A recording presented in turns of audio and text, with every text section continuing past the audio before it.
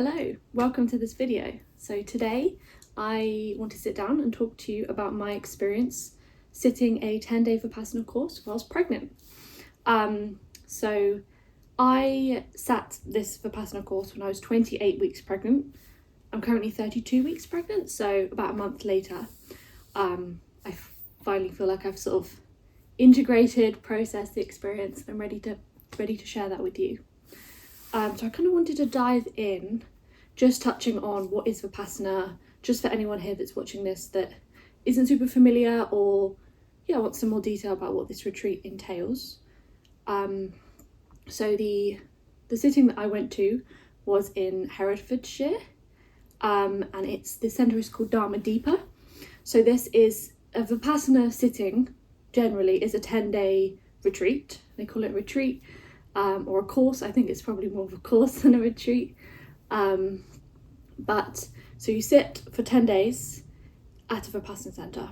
It's really 12 days because there's a travel day before and after, which is like day 0 and day 11, but the actual course is for the length of 10 days. You learn different techniques. These techniques are all the techniques that were taught by the Buddha, that he used to become enlightened. And they've been passed down different lineages, and now the tradition is that you can go sit for 10 days, complete the whole 10 days and learn these techniques to help liberate yourself, find more peace and more happiness, which is beautiful. It's very pure. Sorry, I went too fast and now I'm out of breath. The joys of pregnancy. But yes, so these 10 days you're sitting and you're learning meditation techniques. You are also opting to renounce everyday life. You commit to some precepts. These are that you are going to have noble silence, so you don't speak to anyone and you don't make eye contact with anyone during those 10 days. On day 10, you do break this noble silence and you get to speak to all these lovely people that you've been sitting with for nine or so days. But yeah, for a chunk of it you're in silence. You're committing to the timetable, which starts at 4 a.m. to 9 p.m. What are the other precepts?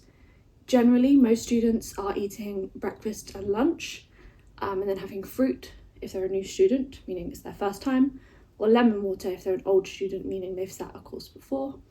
In the evening, I'll talk about the accommodations that I was offered due to being pregnant, which changed some of these. What are the other key features? You're just committing to really practicing this technique, and renouncing distractions. You can't read, you can't write. It's very much like living like a monk. Simple living quarters, but it's all run by volunteers. They're cleaning for you, they're cooking for you, they're like giving up their service and their time to help you have this experience, and they can only volunteer if they've completed a 10-day course before, which again I think is really beautiful and really like pure, and you can really feel that kind of energy of the service, the Dharma, the metta, which is like love and compassion at this centre. It's a beautiful centre in the countryside. There's paths for walking, there was loads of lovely birds. I was lucky to go during autumn time, so the trees were beautiful array of colours. But yeah, that's a brief introduction to what is Vipassana. They also have these centres that you can go to for free. They're donation based only, so you can donate after you've finished your course, but they are free of charge, and they have them all around the world, which is awesome. I'll make sure to link to where you can book onto those courses in the description if you're interested. But yeah, so I opted to sit my second Vipassana sitting, so I completed one a year prior. I opted to sit my second one 28 weeks pregnant, which I'm very happy with that decision. I think it was the perfect time to sit again. I would say if you're pregnant and you're thinking about doing a Vipassana, I think around that point or a bit earlier would probably be an ideal point in the duration of your pregnancy. I think if I'd waited much longer, like personally, the deeper into the third trimester I'm a little bit more uncomfortable, and that may have Probably wouldn't have stopped me completing the course, but it may have made it more challenging. I think they also encourage to not do it too early on in the pregnancy. You want to make sure that your pregnancy is established. And I wanted to do it later on in my pregnancy where I'd slowed down with work. She was much bigger and I could feel her movements, and yeah, it was I thought later on would be a really lovely opportunity to like connect in with baby as I'm entering the 3rd trimester into the birth portal and beyond. I think it really sets me up well for that. So yeah, I would definitely recommend doing this if you're pregnant, and I'll dive into the accommodations, my experience, how it was different doing it the first time not pregnant and then the second time I was pregnant. So when I arrived, everyone was very, very accommodating. I was given a private room, which I might be able to put a picture in, but a lovely little modern private room in a block that had the toilets within the same block. So previously I stayed in one where the toilets were like a separate block, so you'd have to like go outside on this little path to get to the bathrooms and the showers, which was fine and lovely and nice to be like in nature. But this time, needing to pee in the middle of the night and stuff, I really appreciated having the toilets accessible without needing to go outside in the nighttime. And the private room was quite rare. I think usually you're sharing rooms on at least at Dharma Depot and Vipassana. So that was quite a nice, it felt like a treat. I could, have some sort of alone time, do some sort of stretching, which, ideally you're not practicing yoga or anything. I think light stretching is kind of okay and expected, but obviously you don't want to disturb. A lot of the intention is to not disturb anyone else around you.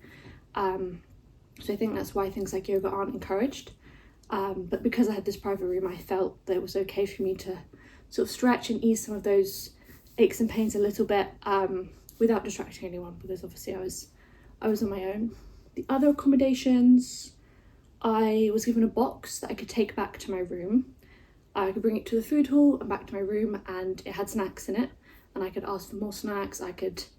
At breakfast time there's fruit, I could take fruit and put them in there for my room, which was, I really appreciated that. The diet that they feed you is very like nourishing, wholesome vegetarian diet, very simple, like bulk made, because obviously they're cooking for like 250 people, which is amazing.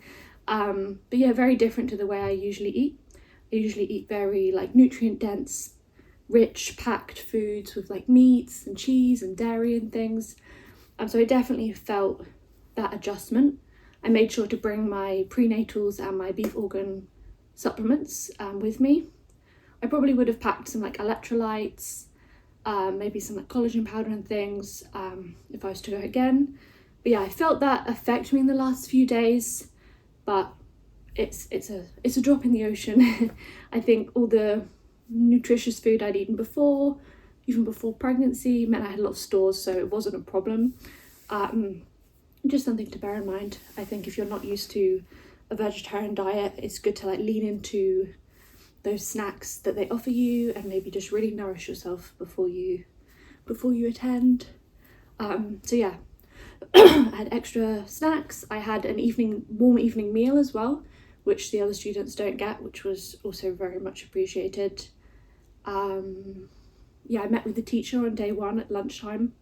So you have the option to have an interview at lunchtime, but I didn't have to sign up for it. She called me in, and kind of just like checked in on me, encouraged me to practice gently and take rest when I needed rest, checked that like all the accommodations were in place. I'd been offered those things. Gave me the option of like a chair and things. So at the beginning I opted to, so you're all sat in a hall. Again, I'll try and share a photo if I can. You're all sat in a hall on these little cushions, women on one side, men on the other. Everyone is assigned a seat, and you can like put different cushions and blankets to make it comfortable. So I chose to sit on my assigned cushion the first 4 days. Then day 4, you start a practice a few times a day for an hour at a time, where you're encouraged to not move, which I was finding difficult. Just obviously like there's a lot of pressure on my joints and things, so I felt like occasionally shifting my position was helpful. So at that point I opted for the chair, and sat on the chair for the rest of the duration. Initially I felt like that choosing the chair was kind of like giving into an aversion to the aches and the pains, which is like something against the practice. But yeah, once I really like opted for the chair and chose to be gentle on myself and practice gently as I was being encouraged, I did really find that it allowed me to like deepen into my practice. I still had the same like sensations and kind of aches and pains that came up that I could sit with and pay attention to, but they weren't as intense to the point where I was like in discomfort and it was holding me back from the practice, if that makes sense. So yeah, just a quick bit on kind of the practices. I think it's beneficial to go in with like minimal expectations if you're doing it for the first time, and really just receive the practices. But just a quick overview, the first few days you practice this practice called Anapana, and it's basically like breath awareness. It does sort of like ramp up and evolve over the time, but it's really to sharpen your mind and to like quiet down the noisy monkey mind that we have. And I found that the second time round, this was like, I absolutely loved it. The first time it was quite challenging to really like quiet down the mind, but this time like very quickly I settled back into it, and my mind got so peaceful and so quiet, and I felt like I could just do that for 10 days. I remember like going for little walks or just sitting in the hall and just feeling so peaceful. I had some lovely naps at the lunchtimes in those first days, and it was very nourishing and restorative. I also really enjoyed, so on day 4 you learn the Vipassana technique. Really enjoyed the first few days of the Vipassana technique as well. I feel like it came straight back to me, obviously because I'd practiced this before, it was familiar to me, and I really enjoyed it. It flowed nicely. I felt like I could really deepen into that, and again I was still very peaceful. I think as that practice, I became quite deep and established in that practice over those few days. It really started to like do its work on me and like bring things up to the surface, which is great, which is a great opportunity to grow, and is exactly what you want really from that practice. But yeah, those later few days, I think day 7, 8, 9 were definitely the most challenging ones for me, as like big, I think they call them samsars or sandcars, were coming up to the surface, big like stored things that you've stored like emotionally were coming up to the surface, and you're just practicing sitting with these things. But of course that is uncomfortable and more challenging, but very rewarding as well, sitting with and watching those things pass away, and then the lightness that you feel afterwards. So that was kind of my experience over the days. I think my biggest takeaways I think were really those first few days where I was deep into that like peaceful state. I think the biggest shift I felt was like deep presence. I was really in every single moment. I was just in that moment. My mind calmed down and stopped jumping to the future and what's next, and jumping to the past, thinking what has happened and ruminating. I was just present with each moment, and that was really peaceful, and I really realised the power of that. Obviously it's quite like cliche, I guess, or basic, like everyone knows that you should just like be in the present moment, but I think really experiencing it to that depth made me realise how important it was, more than just like an intellectual understanding, but like an experiential knowing. Right at the beginning I caught myself like thinking always of like what's next to look forward to or be excited for, like thinking about dinner or when I managed to like stop doing that and just be in each moment, I really felt that deep peace. And it made me kind of realise that like if you're constantly looking forward to the next thing, even when that thing does arrive, no matter how exciting it is, in that moment you also won't be able to be present and really soak it in either. You'll be thinking about the next one. So it's like, what is the point in constantly looking forward when really all you have to experience is the current present moment, whether that's beautiful or uncomfortable or all these different labels will apply. But if you're not living in that moment and you're constantly just looking forward or thinking about the past, you're not really living. you're not really experiencing life. So I think that was huge. I think that will be huge for, you know, my birth experience, my motherhood experience, just life in general. So that's one of my big takeaways. I also, in those later Vipassana days, really witnessed and experienced the power of the mind as like the monkey mind, the ego, how much it can create these stories and tell us these illusions and delusions, and how strong that is. And it really showed me the importance of continuing this practice and maintaining and improving the mastery over my mind. So I am the master of my mind. It's not running my life. It's not running the show. So I think it really showed me how important that is, and really how powerful the mind is, which has really inspired me to like keep this practice going.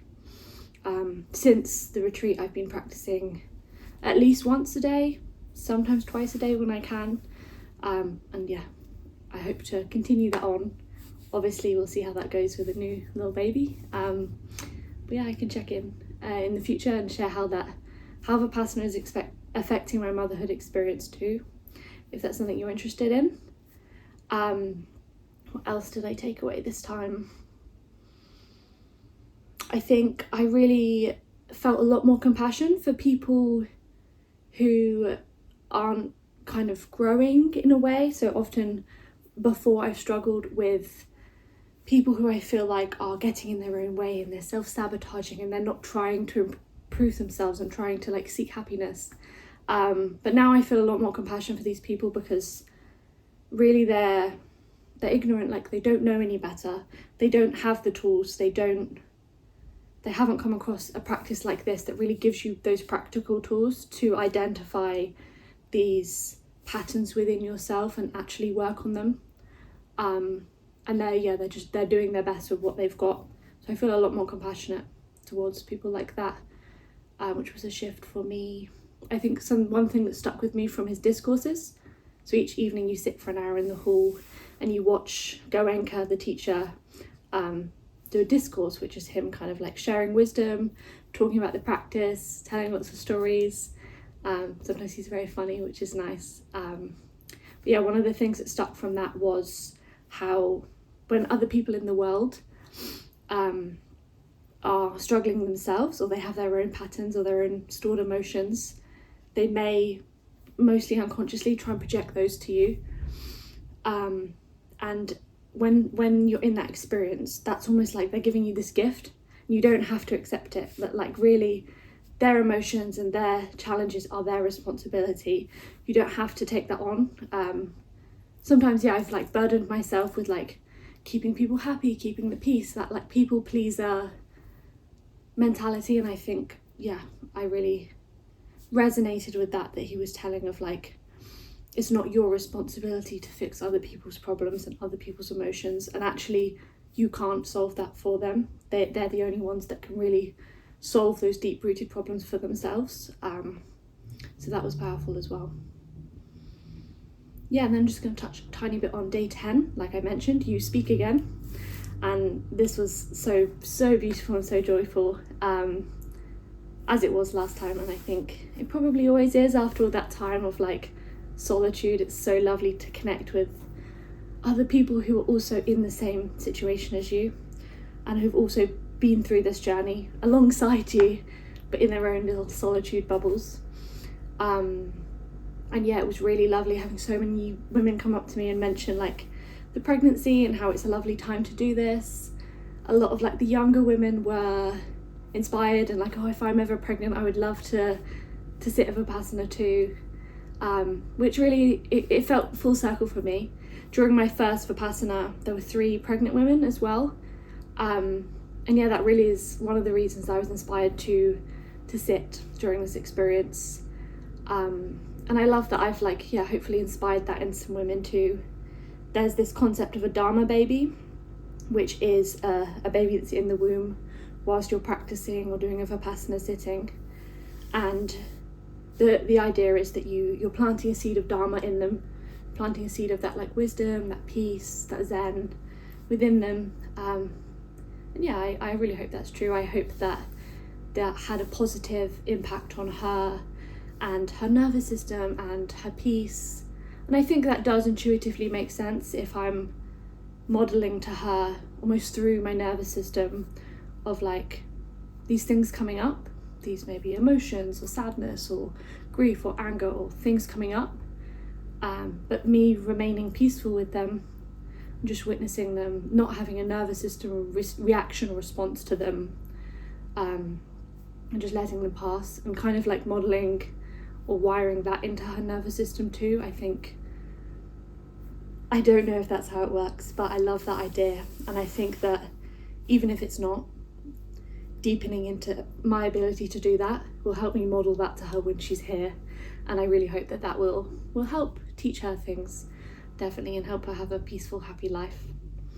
I really felt like it strengthened our connection. I became so much more aware of her movements, her energy, her position, her like movement patterns throughout the day, and I felt like we were really a team. We were working as one. Sometimes we'd be in a meditation and she'd be kicking away, or I felt her first hiccups while I was on Vipassana, and it felt like she was cheering me on and we were in it together, which was really, really lovely. So I'd highly recommend anyone pregnant, or anyone at all really, sitting a Vipassana. It's a beautiful experience, unlike anything else, a real challenge that there's nothing quite like it, I think.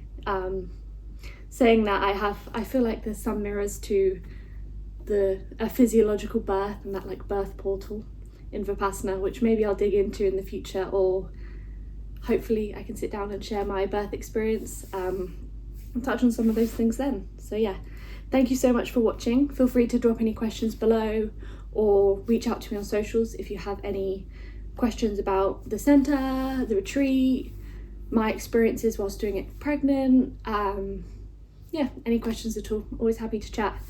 It's lovely to speak to you all today. Thank you, bye.